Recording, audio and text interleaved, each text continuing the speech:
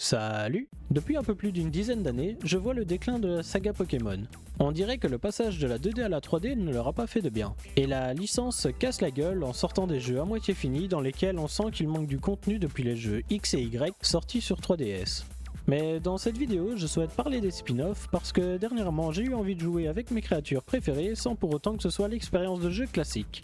Et je me suis retrouvé comme un con devant ma Switch sans jeu à faire. Je n'allais pas ressortir Pokémon Donjon Mystère Équipe de Secours DX car en comptant les jeux originaux, je l'avais déjà pensé 3 fois, et Pokémon Tournament DX, bien qu'il soit assez chouette, manque cruellement de contenu solo.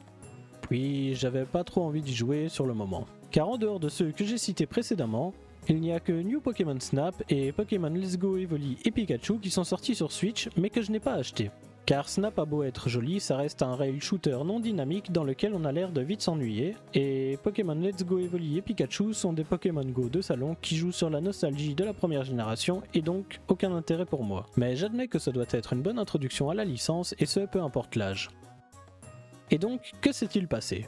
Car du plus loin que je me souvienne, les spin-offs Pokémon ont toujours été qualitatifs et sortaient en quantité à une époque pas si lointaine, changeant même parfois la vision que l'on pouvait avoir des petites créatures et les codes de gameplay de la série principale. J'ai donc fait une rétrospective de ces derniers. Parmi ces premiers hors-série, il y a eu Pokémon Stadium qui nous proposait des combats dans une arène et sur console de salon. Ce qui était intéressant avec ces jeux, c'était de pouvoir enfin voir ses créatures préférées en volume et sous différents angles de caméra.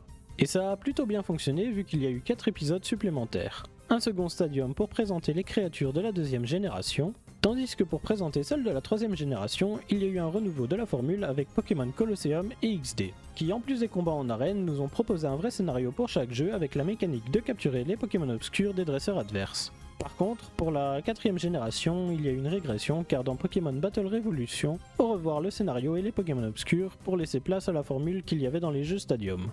Ensuite, plus aucun jeu du genre ne sortira. Peut-être que c'est le passage de la série principale à la 3D qui a empiété sur le vrai intérêt de ce genre de jeu. Pourtant, pour tous les joueurs de Colosseum et de XD, je suis certain que tout comme moi, ils attendent un nouvel opus. Mais je pense que si un tel épisode était sorti sur Switch, il aurait probablement fait tâche avec le renouveau que la licence a installé par le biais de Pokémon Legends Arceus. Jeu ayant d'ailleurs été annoncé comme faisant partie de la série principale, je ne vais donc pas m'attarder dessus.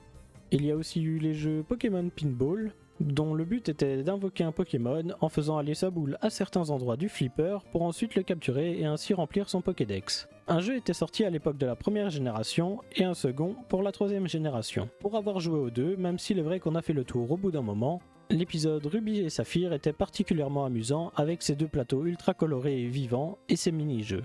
Mon préféré étant celui où il fallait shooter un Kecleon qui pouvait se rendre invisible. Il n'y a plus eu d'épisode depuis, ce qui est assez regrettable car on pourrait totalement s'imaginer un jeu réunissant plusieurs générations, avec un ou deux plateaux de flipper par génération et tout un tas de nouveaux mini-jeux intégrés. On continue avec les jeux Pokémon Donjon Mystère qui sont probablement les plus appréciés des spin-offs et pourtant ils n'ont pas non plus été épargnés depuis la 3DS. Les deux premiers jeux, Équipe de Secours Rouge et Bleu, étaient un vent d'air frais qui nous faisait jouer un Pokémon en amenant un vrai scénario plein de rebondissements tout en conservant l'esprit du gameplay au tour par tour de la série originale. De plus, la difficulté grandissante des donjons à explorer était très plaisante tout en proposant un vrai challenge au fur et à mesure qu'on progressait. La formule a reçu quelques améliorations dans les jeux suivants, Explorateur du temps, de l'ombre et du ciel. Mais l'épisode 3DS, Pokémon Méga Donjon Mystère, malgré qu'il ait apporté les méga évolutions, a pas mal déçu en changeant la formule de recrutement des Pokémon et en simplifiant la difficulté par rapport aux épisodes précédents. Tous les fans attendaient un épisode sur Switch qui est finalement sorti même s'il est seulement un remake des premiers jeux comme je l'ai mentionné en intro. Équipe de Secours DX est appréciable car il nous ramène à l'ancienne formule mais c'est facile vu qu'il s'agit d'un remake. La nouveauté par rapport à l'épisode original sont des visuels en 3D et l'ajout des méga évolutions. Enfin, avec une série de 3 épisodes sortis, Pokémon Ranger est une série aussi très appréciée dans laquelle Pokémon et humains vivent en harmonie. Le gameplay était super chouette, on profitait de l'écran tactile de la DS pour dessiner des boucles autour des Pokémon pour les encercler. Ce qui nous permettait de les capturer temporairement afin qu'ils nous aident à soit passer un élément de décor pour que l'on progresse sur la carte, soit pour qu'ils nous aident à capturer un autre Pokémon en lui appliquant un malus. Les Nintendo Switch et 3DS possédant un écran tactile, il est impossible de savoir pourquoi cette série n'a pas continué au-delà de la DS, même si je pense fortement que c'est l'argument 3D de la 3DS qui les a freinés techniquement pour la continuité de cette série. Mais alors, en voyant tout ce que j'ai énoncé précédemment, on pourrait se dire que c'est le passage de la 3D qui a tout foutu en l'air et qu'il n'y a que Pokémon Donjon Mystère qui s'en sort plus ou moins bien. J'ai envie de dire oui d'un côté, car on dirait qu'ils ont été obligés de faire des jeux en 3D depuis la sortie de la 3DS et qu'ils ont oublié que sortir des jeux en 2D après était une possibilité. Mais je pense que cette dégringolade est due à l'appât du gain de The Pokémon Company et d'un appareil que vous tenez peut-être en main en ce moment. Et c'est ce que je vais tenter de démontrer avec les 3 prochaines séries de jeux. Tout d'abord, Pokémon Rumble, un jeu sorti sur Wii dans un premier temps, dans lequel on contrôle un Pokémon ayant les traits d'un jouet. Le but était simple, réussir à battre tous ses opposants en survivant au niveau, tout en ayant parfois la chance de recruter un Pokémon battu. Ensuite, nous avons Pokémon Link, sorti sur DS, grosso modo un Candy Crush à la sauce Pokémon sorti 7 ans avant ce dernier, dans lequel on aligne des têtes de Pokémon et qui d'après mes souvenirs était vraiment sympa avec un petit scénario et une difficulté appréciable. Et finalement Pokémon TCG sorti sur Game Boy Color qui reprenait le jeu de cartes original. Ce que ces 3 jeux ont en commun, c'est évoluer à travers le temps pour tous les 3 avoir une itération sur smartphone avec respectivement Pokémon Rumble Rush, Pokémon Café Mix et Pokémon TCG Pocket. Et même si Pokémon Go est sorti avant eux sur mobile, il n'est que la conséquence de Pokémon Rumble et Pokémon Link qui ont servi de transition vers cette vague de jeux-services que l'on a eu ces dernières années. En effet, 2 de ces jeux ont un autre point commun, chacun d'eux a eu droit à une version dite free-to-play sur 3DS, sous les noms de Pokémon Rumble World et Pokémon Shuffle, qui lui sortira un petit peu plus tard sur mobile. Ils reprenaient tous les deux les techniques prédatrices des jeux mobiles de l'époque, c'est-à-dire barre d'endurance limitant la possibilité de jouer comme on le souhaite et microtransactions pour acheter des bonus et vies pour Pokémon Shuffle, tandis que pour Pokémon Rumble World, sa gratuité cachera un farm intensif pour pouvoir progresser. Ce sont des codes qui seront transmis à leurs homologues mobiles en ajoutant des événements sur Pokémon Café Mix pour que les joueurs aient l'impression de passer à côté de quelque chose, mais il restera plutôt sain et a réussi à véritablement s'installer. Ce qui n'est pas le cas de Rumble Rush qui fermera définitivement après un peu plus d'1 an d'existence. Le farm en tant que free-to-play était horrible, on ajoute à ça des événements pour obtenir des Pokémon limités dans le temps, des microtransactions pour accélérer des choses en jeu, ou encore acheter des cosmétiques. Et on obtient le parfait cocktail pour ruiner un jeu qui était à la base assez chouette. À titre d'information, il y a eu au total 5 jeux différents de la série Rumble, mais Rush a probablement enterré la possibilité d'un nouvel épisode pour cette saga. Pour le cas de Pokémon TCG Pocket, il arrive juste après tout ça. On vous a vendu des cartes en vrai pendant des années, on vous a habitué à payer dans d'autres jeux-services, alors pourquoi vous ne les achèteriez pas virtuellement? C'est juste le braquage ultime pour The Pokémon Company.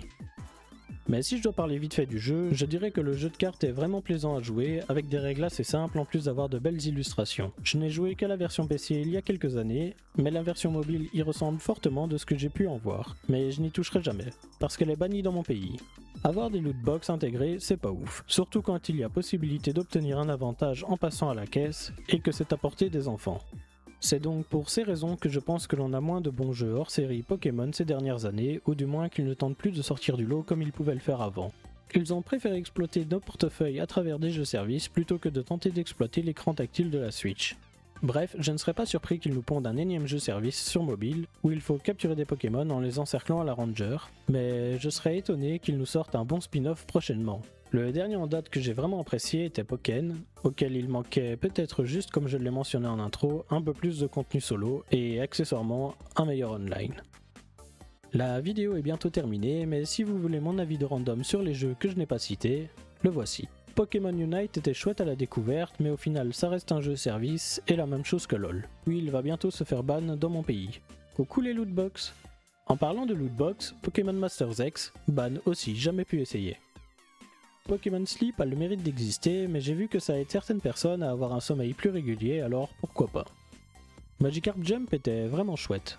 Assez répétitif, mais assez court pour pas que ça ne le soit trop. Pokémon Quest est un jeu service, mais pour le coup, que j'ai trouvé vraiment sympa, et qui, je trouve, incite moins à payer. J'ai vraiment apprécié son côté gestion de Pokémon et d'équipe, dommage qu'on n'ait pas eu les mises à jour qu'ont pu avoir certains pays asiatiques. Pokémon Conquest n'a jamais été vendu par ici, donc je n'y ai jamais joué, mais apparemment le jeu a une commu qui le mode pour continuer de le mettre à jour. Si vous parlez anglais et que ça vous intéresse, vous devriez aller voir. Lorsque Poképark est sorti, je n'étais déjà plus la cible, mais pour avoir vu des extraits, les jeux doivent être amusants pour un public assez jeune. Et pour Pokémon Channel, je l'ai jamais essayé. Si j'ai oublié de citer un spin-off et de donner mon avis de random dessus, n'hésite pas à me le dire en commentaire, mais c'est probablement que je n'y ai pas joué. Si toi, oui toi, Tu pouvais avoir le jeu hors série Pokémon de tes rêves, qu'est-ce que ce serait? Personnellement, avec la taille du bestiaire que possède Pokémon et son nombre possible de décors, je suis assez surpris que l'on n'ait pas déjà plusieurs mousseaux, comme One Piece Pirate Warrior ou encore Dynasty Warriors pour ne citer que. Même s'il est vrai que les jeux Rumble jouaient ce rôle de beat'em all, ils n'ont jamais poussé le truc vraiment à fond et c'est peut-être un peu dommage. Ou bien alors un renouveau de Pokémon Dash, en vue de derrière comme un Mario Kart, ça pourrait être vraiment sympa. Et oui, j'avais pas oublié Pokémon Dash. J'espère que vous verrez ce que vous attendez de Pokémon lors du direct de demain. Je file, prenez soin de vous et à la prochaine.